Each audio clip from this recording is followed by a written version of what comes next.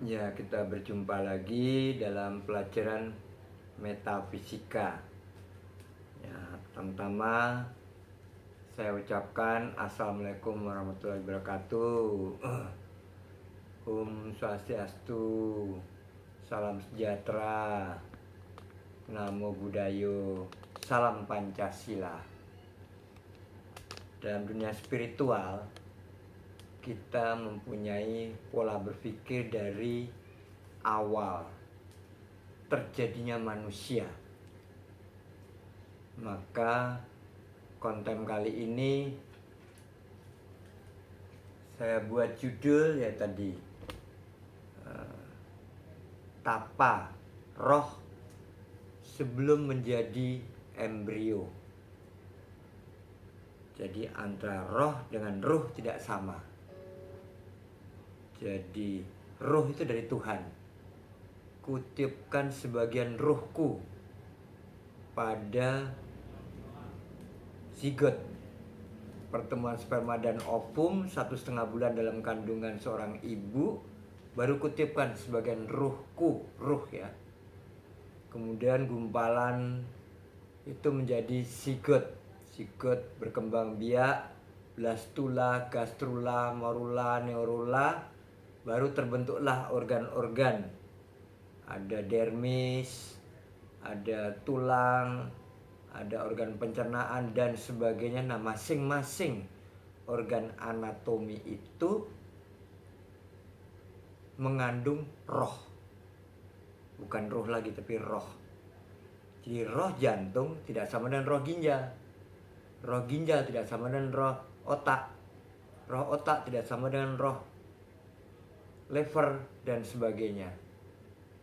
Kumpulan semua roh-roh tadi membentuk satu sistem hidup dan kehidupan genap 7 bulan.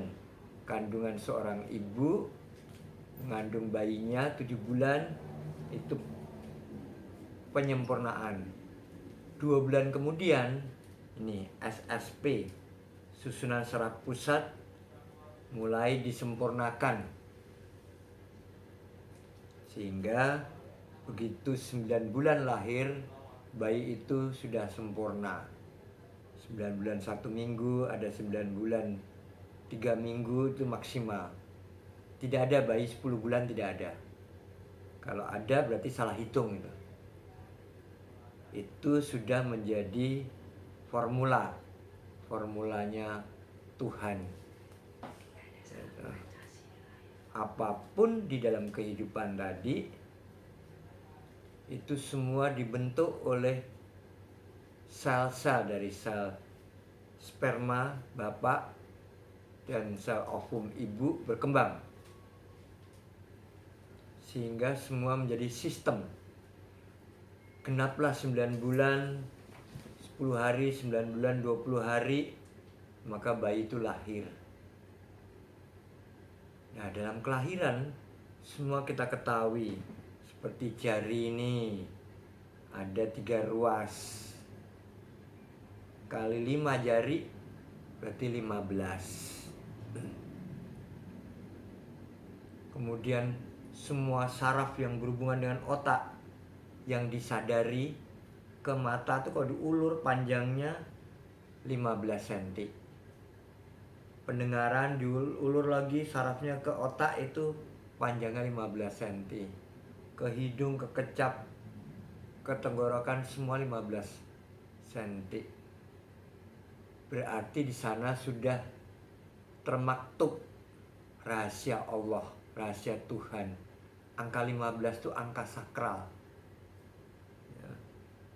Nah, terus kita analisis dalam konsep metafisika, sehingga lengkaplah 9 bulan 1 minggu bayi itu lahir, besar, dibesarkan oleh ASI, air susu ibu, sampai dia boleh makan makanan padat, sampai terus besar, sampai balita, sampai berkembang dewasa. Nah, manusia lahir bagaikan kertas putih, Tapi kertas dan kertas itu ada banyak kualitasnya. Sama-sama kertas putih, tapi kertas putih HVS bagus. Nah, pendidikan itu sama dengan tinta emas. Kalau kertas putih HVS ditulis tinta emas, bagus. Tapi kalau tuh kertas koran ditulis tinta emas, rembes saja. Jadi dasar cikal bakal menjadi kertas tadi sangat ditentukan oleh zat ayah. Karena yang menentukan jantan betina atau laki perempuan itu adalah ayah. Seorang bapak, maka ada istilah dalam bahasa Jawa, toponing bopo mumusuning anak bertapanya. Ayah akan diturunkan ke anak. Bukan bertapanya ibu, karena ibu sudah mengandung 9 bulan itu sudah bertapa. Nah, sehingga bayi pun juga bertapa, tapi dalam bentuk tanpa konsep, tanpa pelajaran agama, masih bayi. Dari embrio terus berkembang sampai fetus. Fetus itu bayi dalam kandungan, masih belum menjadi manusia, sudah bertapa. Bertapa di mana dia? Bertapa di dalam air ketuban. Lalu nafasnya dari mana? Nafas, makan, semuanya itu dari Baitullah. Baitullah itu ya tali pusat. Karena dari rahim ibu ke jabang bayi, itu semua nafas, makanan, semua melalui tali pusat atau umbilikus dalam bahasa Latinnya. Jadi belum berfungsi nih, panca indera belum berfungsi. Nah, itu dikatakan tapanya jabang bayi yang sudah dipenuhi roh dan ruh Allah. Jadi kalau dia lahir dengan selamat sesuai dengan usia bulannya, yaitu 9 bulan, dan kelahirannya bagus, tidak mengalami cacat apapun, jadilah dia manusia. Tapi belum menjadi manusia seutuhnya. Bagaimana manusia seutuhnya? Dalam dunia metafisika, dia mengalami proses pasang surut pendidikan. Kalau dia mengalami pendidikan yang tidak baik dari orang tuanya, juga menjadi anak yang tidak baik. Dapat pendidikan baik dari orang tuanya, jadi anak yang baik. Baik dan tidaknya itu ditentukan oleh ayah dan ibunya, bukan oleh seorang guru, bukan oleh seorang kiai, pendeta, tapi sangat ditentukan oleh cikal bakal yang menentukan benih kehidupan tadi, yaitu ayah dan ibunya. Nah, sehingga alam roh masing-masing tadi terarah menjadi suatu sistem yang disebut sistem jiwa. Jadi jiwa tidak sama dengan roh, tidak sama dengan ruh. Nah, itu jadi dia sudah bertapa dalam air ketuban selama 9 bulan, menentukan keberhasilan sebagai manusia seutuhnya. Nah, rohnya di mana rohnya? Roh jantung tidak sama dengan roh mata. Roh mata tidak sama dengan roh telinga. Roh telinga tidak sama dengan roh jasad yang lainnya. Nah, semua sistem itu sudah dilengkapi oleh kuasa Tuhan menjadi suatu sistem yang tercatat di dalam air ketuban tadi. Nama pun begitu, sebelum bapak atau ibunya, sebelum papa mama yang memberikan nama, Tuhan sudah memberikan nama. Dan itu masih melekat pada ari-ari. Mungkin ibunya golongan darah A, tapi bayi bisa aja golongan darah B. Kok tidak menggumpal darah itu? Ya. Jadi pada saat begitu lahir, misalnya anak itu kekurangan darah, stop, ibunya berbeda dengan anak darahnya. Maka tidak boleh memasukkan darah ibu ke dalam tubuh anak karena berbeda golongannya. Akan terjadi koagulasi. Jadi zat darah tadi di mana? Di dalam roh darah, roh tulang, roh ginjal, roh otak, semua itu dibina dari masa kandungan tadi. Siapa yang bertapa? Ya ibunya. Mohon supaya dijadikan bayi yang sempurna, sehat, berpikir cerdas, dan sebagainya. Lahirlah menjadi manusia seutuhnya, lengkap dengan panca inderanya. Nah, kelengkapan dalam dunia ini menentukan karakter. Karakter itu sifat.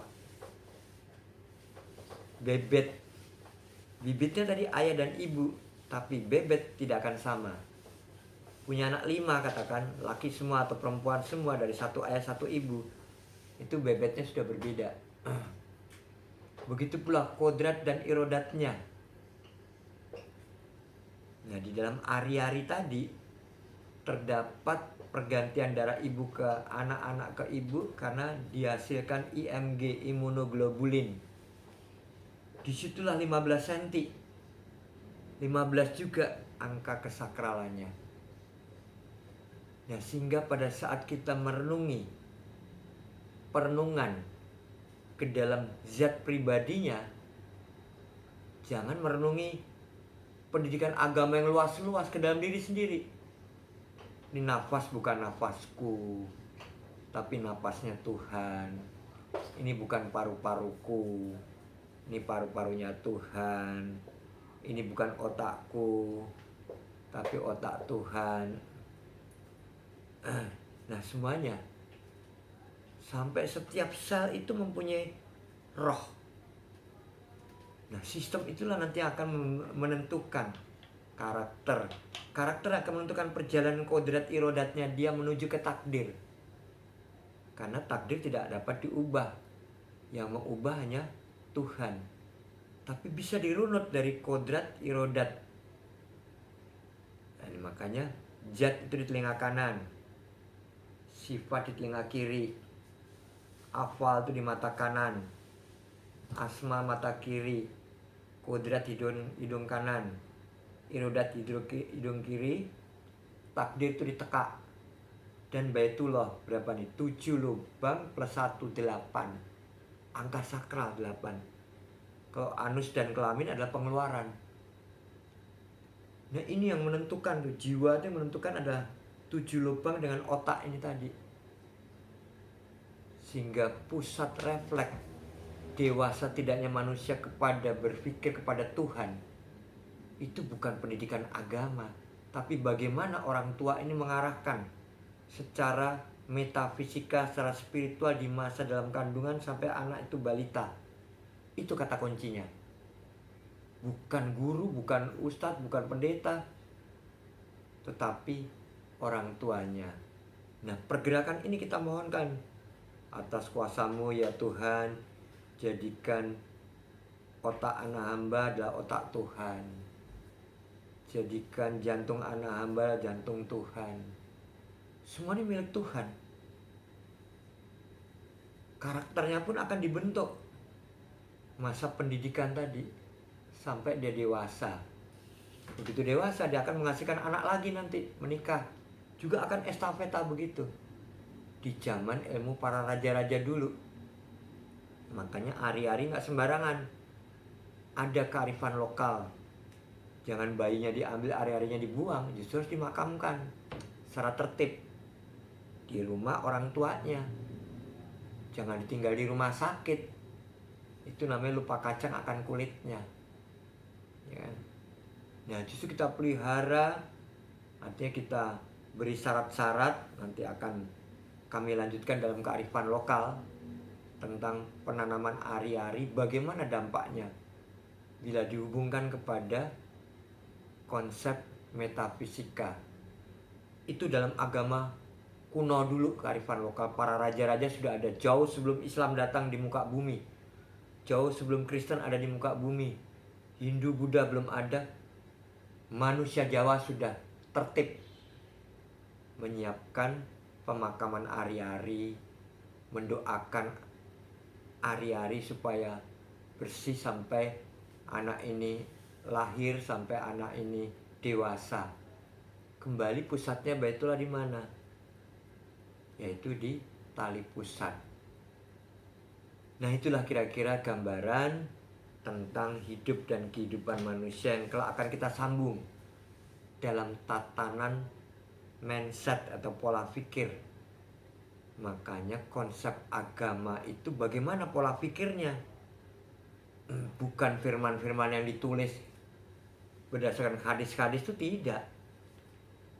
Itu mau kisah sejarah. Tapi bagaimana kisah pribadi ini akan ikdasin kita kepada Tuhan tadi, ini semakin dewasa kita bongkar rahasia Tuhan. Semua sudah di sini. Jangan mencari Tuhan. Tuhan tidak akan dapat ditemukan.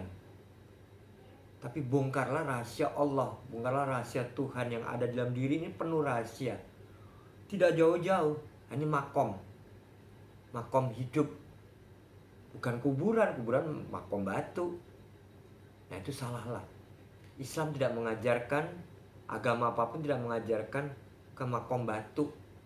Di makom hidup, datanglah kepada orang yang mengetahui, tahu sebelum terjadi, tahu zat, DZAT, tahu zat, ZAT, tidak sama. Setiap manusia tersusun dari cair padat dan gas, itu zat. Tapi DZAT, zat, setiap manusia mempunyai potensial barokah. Semakin dia banyak mendekatkan diri kepada Tuhan, semakin dia zikir yang banyak, maka dia akan dipenuhi aura tentang ketuhanan. Nah itulah dahulu, sampai sini dulu. Kita sambung to be continue pada metafisika berikutnya. Maka saya ucapkan Assalamualaikum warahmatullahi wabarakatuh. Om Swastiastu, Namo Buddhaya, salam sejahtera, dan terakhir salam Pancasila, 5 sila.